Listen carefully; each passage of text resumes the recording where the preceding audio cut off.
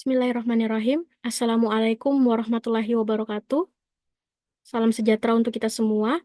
Sebelumnya, perkenalkan nama saya Nabila Sarah Salsabirah dengan NIM 2303055000037 dari kelas B. Saya merupakan salah satu mahasiswa program studi gizi angkatan 2023. Sebelumnya, saya ingin mengucapkan terima kasih yang sebanyak-banyaknya kepada dosen pengampu dari mata kuliah Epidemiologi Gizi, yaitu Ibu Irma SKM MKes, yang sudah memberikan pengarahan kepada kami tentang pengerjaan tugas ini. Pada kesempatan kali ini, saya akan menjelaskan mengenai konsep dasar timbulnya penyakit, model jaring-jaring sebab akibat. Nah, dalam pembahasan kali ini, saya akan memberikan sedikit pendahuluan mengenai definisi dari penyakit. Penyakit adalah istilah medis yang digambarkan sebagai gangguan dalam fungsi tubuh yang menghasilkan berkurangnya kapasitas. Seperti yang sudah kita pelajari bahwa penyakit ini merupakan suatu hal yang objektif dan memiliki parameter tertentu. Sehingga kita perlu mengetahui faktor-faktor yang menimbulkan adanya penyakit. Nah, selanjutnya adalah evolusi dari teori. Untuk mengetahui bagaimana model jaring-jaring sebab akibat ini terbentuk, maka kita perlu mengetahui evolusi dari teori ini. Nah, teori yang pertama itu kausalitas tunggal. Teori kausalitas tunggal ini dikenal juga dengan teori Germ. Seperti yang kita ketahui bahwa teori ini merupakan kausalitas tunggal yang dimana seperti namanya memiliki arti bahwa sebuah penyakit itu disebabkan oleh satu faktor saja. Nah, teori germ ini dikembangkan oleh Louis Pasteur dan Robert Koch pada abad 19 dan menekankan bahwasanya penyakit ini disebabkan oleh mikroorganisme yang spesifik seperti bakteri ataupun virus. Pendekatan ini dinilai sangat linear karena eh, menekankan ada satu agen patogen yang dapat menyebabkan satu penyakit. Seperti eh, contohnya seperti penyakit TBC ataupun penyakit kolera yang disebabkan oleh satu mikroorganisme yang spesifik. Selanjutnya yaitu teori multifaktorial. Teori ini eh, menganut pemahaman bahwa penyakit dipengaruhi oleh beberapa faktor risiko seperti genetik, lingkungan, dan perilaku. Pada abad ke-20, seiring dengan berkembangnya ilmu epidemiologi, muncul kesadaran bahwa penyakit, terutama penyakit seperti penyakit-penyakit kronis, eh, tidak hanya eh, di tidak hanya dilandasi oleh satu faktor saja ataupun satu penyebab tunggal, melainkan teori multifaktorial ini eh, diterima oleh masyarakat karena penyakit dipandang sebagai hasil dari kombinasi beberapa faktor, entah itu faktor lingkungan, faktor perilaku, ataupun faktor genetik. Seperti yang kita tahu bahwa eh, ada penyakit yaitu penyakit jantung koroner. Jantung koroner ini merupakan kombinasi faktor dari seperti kombinasi tekanan darah yang tinggi, kemudian ada karena tekanan darah yang tinggi ini disebabkan oleh pola makan yang buruk. Dan pola makan yang buruk ini juga dipengaruhi oleh aktivitas-aktivitas ataupun kebiasaan-kebiasaan buruk seperti meminum minuman alkohol dan kebiasaan merokok. Nah, setelah dua teori ini, maka pengembangan model jaring-jaring sebab akibat mulai dilakukan. Pengembangan model jaring-jaring sebab akibat ini seiring dengan berkembangnya pemikiran, teori ini diperkenalkan. Dalam konteks kesehatan, eh, teori ini menekankan bahwa penyakit merupakan hasil dari interaksi antar berbagai faktor, entah itu faktor biologis, faktor genetik, faktor sosial ekonomi, faktor lingkungan, faktor perilaku, dan sebagainya. Nah, bisa kita lihat bahwa pada model ini faktor-faktor yang muncul mulai lebih kompleks dan bersifat multifaktorial ya, lebih bersifat multifaktorial.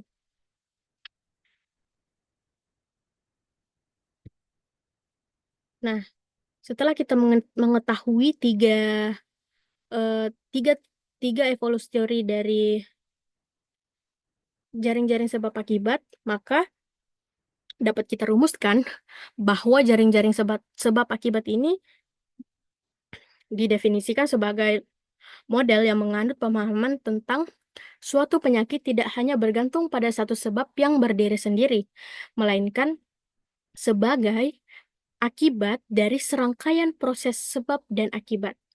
Nah, jadi adanya serangkaian proses sebab dan akibat ini dapat menghasilkan sebuah akibat yang dinamakan penyakit. Next. Nah, teori ini ditemukan oleh McMahon dan Polk pada tahun 1970.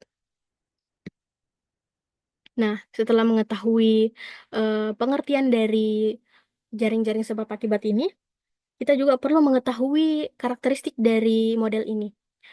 Nah, faktor yang pertama itu, maksud saya karakteristik karakteristik yang pertama itu adalah faktor primer dan faktor sekunder. Jadi, model ini memiliki dua jenis faktor, yaitu faktor primer dan faktor sekunder. Yang dimaksud dengan faktor primer adalah berupa faktor yang memiliki pengaruh secara langsung kepada penyakit yang timbul. Contohnya bisa seperti agen biologi seperti virus, bakteri, patogen, sementara faktor sekunder itu merupakan faktor yang mempengaruhi faktor primer ataupun faktor secara tidak langsung yang mempengaruhi faktor primer untuk menimbulkan penyakit. Seperti faktor sekunder ini contohnya seperti lingkungan, eh, life, lifestyle ataupun gaya hidup, kondisi sosial dan ekonomi seseorang, dan bagaimana seseorang itu mempunyai pola makan. Jadi faktor faktor primer dan faktor sekunder ini saling berkaitan antara satu sama lain dalam menghasilkan atau menimbulkan yang namanya penyakit. Selanjutnya adalah kompleksitas interaksi.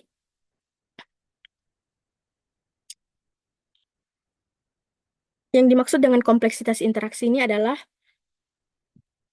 jaring-jaring sebab akibat.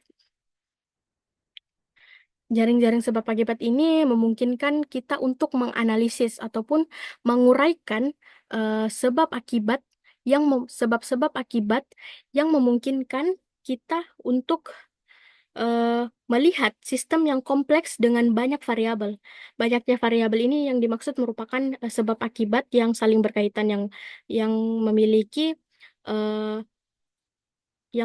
banyak eh, kompleksitas, sehingga kompleksitas interaksi ini dapat membantu kita untuk menganalisis ataupun menguraikan satu persatu mengenai sistem yang kompleks dalam jaring-jaring sebab akibat ini, sehingga kita mampu dalam memahami fenomena yang dinamis dan tidak bersifat linear seperti itu.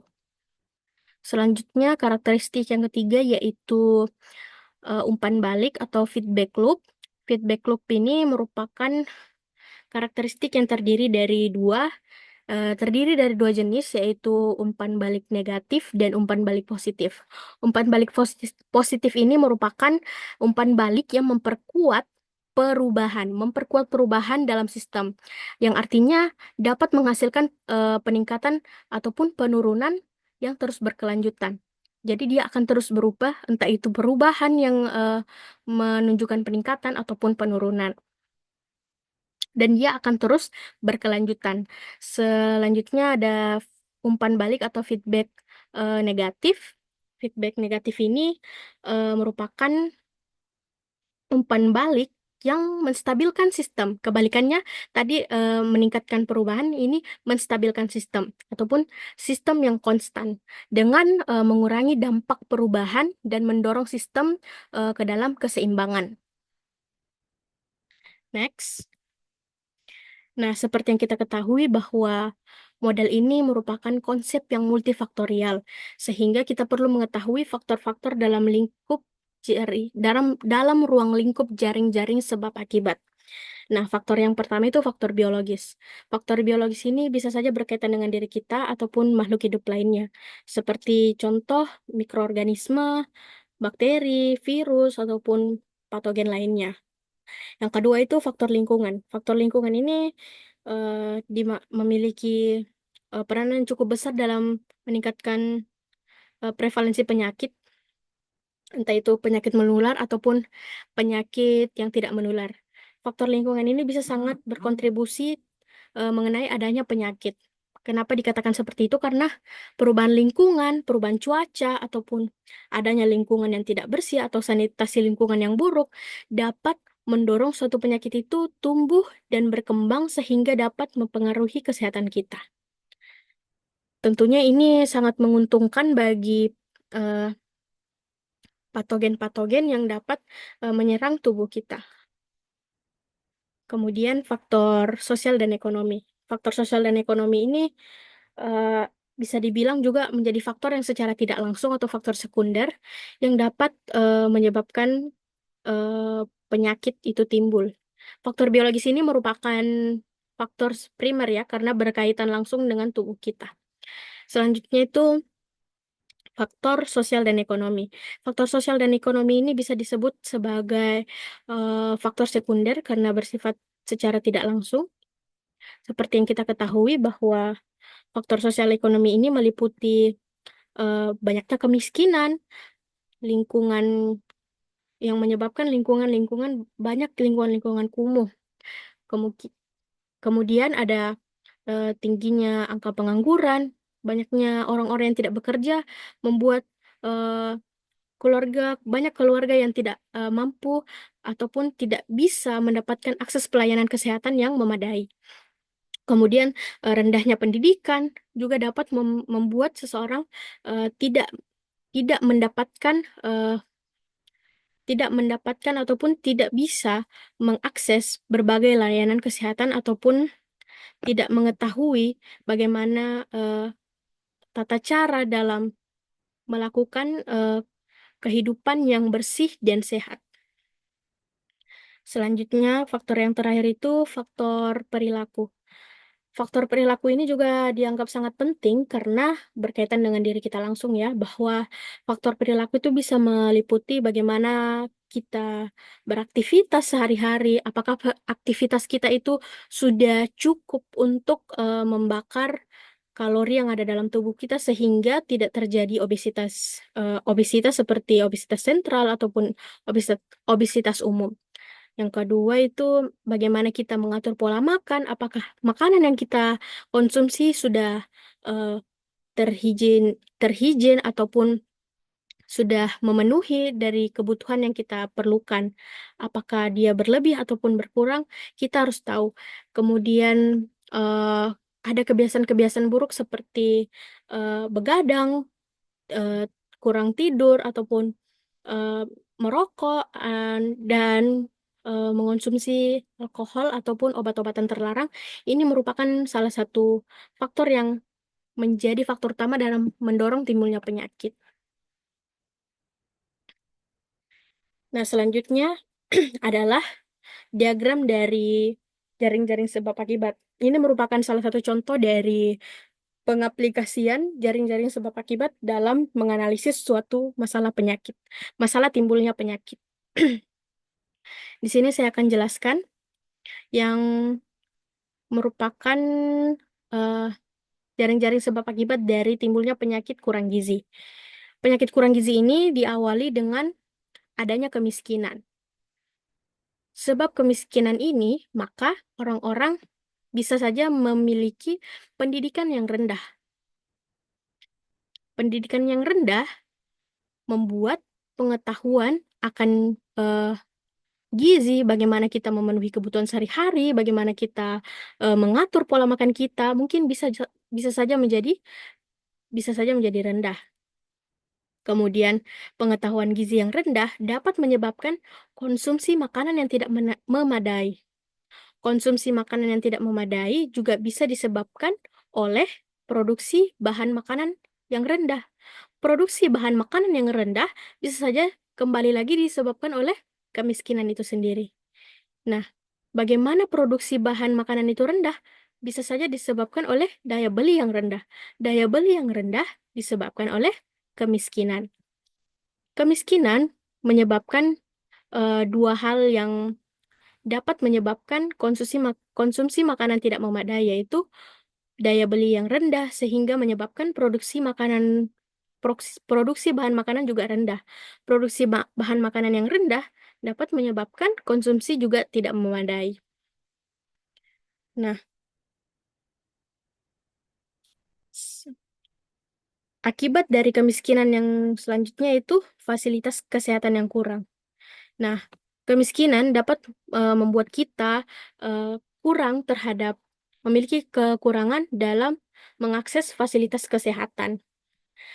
Fasilit Fasilitas kesehatan yang kurang dapat menyebabkan eh, kesehatan kita pun berkurang, di mana dapat memicu daya tahan tubuh dan penyerapan gizi kita terganggu. Kesehatan yang kurang, seperti yang kita tahu, dapat memicu daya tahan tubuh dan penyerapan zat gizi terganggu. Dari eh, akumulasi semua sebab dan akibat yang disebabkan oleh kemiskinan ini, maka akan terjadi penyakit kurang gizi. Penyakit kurang gizi ini bisa disebabkan oleh berbagai faktor, seperti yang dijelaskan di awal mengenai jaring-jaring sebab akibat. Nah, di sini ada ditulis bahwa sulit untuk menemukan penyebab utama, namun dapat dilakukan pencegahan dari berbagai arah. Nah, seperti yang kita tahu bahwa model ini dapat memudahkan kita dalam melakukan pencegahan dari berbagai arah. Seperti salah satu contohnya nih, ketika kita ingin eh, membuat eh, fasilitas kesehatan itu lebih memadai, maka kita perlu adanya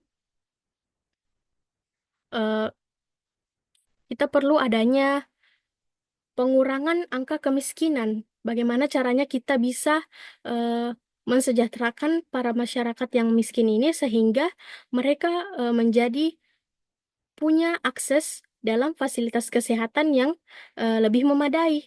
Dan selain itu, mereka juga bisa eh, mem- selain itu ketika ketika mereka sejahtera, maka produksi bahan makanan yang rendah ini menjadi lebih bisa lebih memadai, dan karena daya belinya sudah eh, dapat teratasi dari kemiskinan yang semakin berkurang ini. Nah, ketika daya beli yang rendah sudah dapat diatasi, maka produksi bahan makanan akan eh, teratasi. Ketika produksi bahan makanan ini sudah tidak menjadi masalah, maka konsumsi makanan pun mungkin akan meningkat dan semakin memadai. Ketika konsumsi makanan yang sudah memadai, maka maka eh, resiko terjadinya penyakit kurang gizi akan semakin berkurang. Nah, ketika kembali lagi di fasilitas kesehatan yang memadai dapat menyebabkan kita memiliki kesehatan yang stabil sehingga daya tahan tubuh dan penyerapan gizi dapat menjalankan aktivit tidak dapat terganggu dan berjalan eh, sebagaimana dengan fungsi yang semestinya. Nah, selanjutnya kita kembali ke kemiskinan. Ketika kemiskinan ini eh, diberikan perlakuan sehingga memiliki memiliki penurunan, maka mungkin akses pendidikan mungkin akan eh, menjadi lebih baik sehingga banyak anak-anak yang memiliki pengetahuan gizi yang semakin memadai. Nah, maka dapat disimpulkan dari berbagai faktor ataupun sebab akibat yang terjadi karena kemiskinan dapat dilakukan perlakuan ataupun dapat diberikan suatu intervensi agar dapat mencegah adanya ataupun timbulnya penyakit kurang gizi ini. Karena tidak dapat kita prediksi yang mana menjadi penyebab utama. yang dapat kita prediksi adalah akar penyebab dari permasalahan penyakit kurang gizi, yaitu kemiskinan. Next. Nah, di sini kita akan membahas juga keuntungan dari adanya model jaring-jaring sebab akibat dalam eh, konsep sebab ataupun faktor timbulnya penyakit. Nah, keuntungan yang pertama itu adalah pendekatan holistik. Pendekatan holistik ini membuat kita dapat memahami interaksi antar faktor yang dapat mempengaruhi penyakit. Seperti yang sudah dijelaskan tadi di sini ya, bahwa faktor-faktor ini saling berkaitan dan eh, memiliki korelasi yang eh, sangat erat sehingga dapat menimbulkan penyakit kurang gizi. Pendekatan holistik ini dapat membuat kita memahami interaksi antar faktor yang mempengaruhi penyakit, sehingga kita dapat lebih mudah dalam melakukan perencanaan intervensi. Nah, perencanaan intervensi ini eh, dapat dilakukan secara lebih efektif karena dapat mempertimbangkan dari berbagai aspek kesehatan ataupun aspek-aspek kehidupan. Nah, perencanaan intervensi ini dapat, ketika berhasil dilakukan, maka dapat dilakukan pengendalian penyakit. Pengendalian penyakit ini dapat dilakukan lebih komprehensif dalam mengidentifikasi faktor risiko dan bisa dapat dimodifikasi. Next. Nah, kesimpulan dari keseluruhan materi ini adalah penyakit bukanlah hasil dari satu penyebab, melainkan hasil interaksi dari berbagai faktor. Selain itu, model jaring-jaring sebab akibat ini juga dapat membantu kita dalam memahami kompleksitas dari timbulnya penyakit. Jadi, timbulnya penyakit ini tidak hanya disebabkan oleh eh, satu faktor saja, melainkan banyak faktor yang kompleks dan saling berkaitan sehingga timbulnya penyakit, khususnya penyakit-penyakit kronis seperti diabetes, penyakit jantung, dan lain sebagainya. Maka perlu untuk kita ketahui bahwa penting bagi kita untuk mengetahui konsep dari timbulnya penyakit agar dapat memberikan sebuah pemahaman untuk pengendalian penyakit, intervensi, bagaimana kita membuat perencanaan intervensi dan memahami faktor-faktor yang mempengaruhi dari adanya penyakit. Mungkin hanya ini yang bisa saya sampaikan. Lebih dan kurangnya saya mohon maaf yang sebesar-besarnya. Saya ucapkan terima kasih kepada yang sudah memperhatikan dan menonton video ini. Wabillahi taufiq wal hidayah. Wassalamualaikum warahmatullahi wabarakatuh.